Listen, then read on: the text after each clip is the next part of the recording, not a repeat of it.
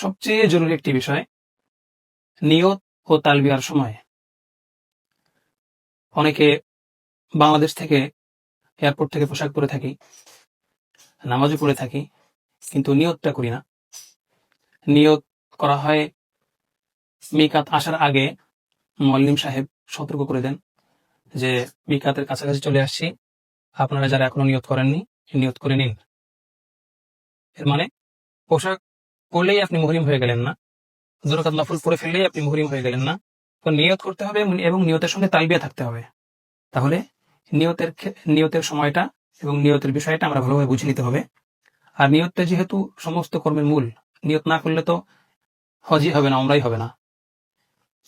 মিকাতে পৌঁছে অথবা মিকাত অতিক্রমের আগে, ইহরামের কাপড়ের পরে, ইহরামের পোশাক পরা পরে নিয়ত করতে হবে।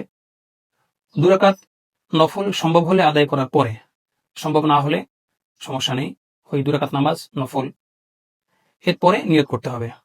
নিয়তের সাথে সাথেই তালবিয়া করতে হবে এবং এর মাধ্যমেই ইহরামে প্রবেশ সম্পন্ন হবে। তালবিয়া কতবার পড়তে হবে?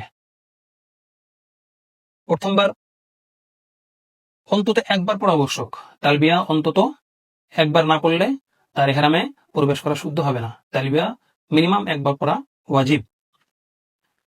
এরপর বারবার পড়া সুন্নত, 3 বার পড়তে পারেন।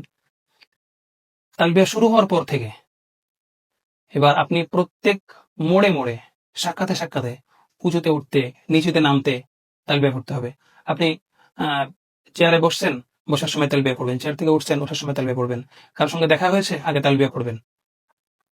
এভাবে তালবিয়া করতে করতে করতে করতে একেবারে আপনি যখন কাবা দেখবেন, দেখে প্রথমে নিয়ত যে কোনো একটা দোয়া করবেন, যেন আল্লাহ তাআলা দোয়া কবুল করেন।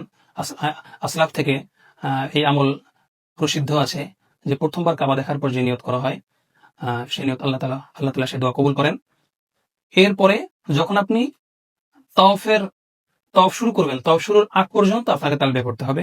প্রত্যেক মোড়ে মোড়ে, ওঠার সময়, বসার সময়, সাক্ষাতে, বিছানায় শুতে যাচ্ছেন, শোয়া থেকে উঠছেন, চেয়ারে বসছেন, বসা থেকে উঠছেন, প্রত্যেক মুভমেন্টে, এক কথায় প্রত্যেক মুভমেন্টে আপনাকে তালবিয়া করতে হবে।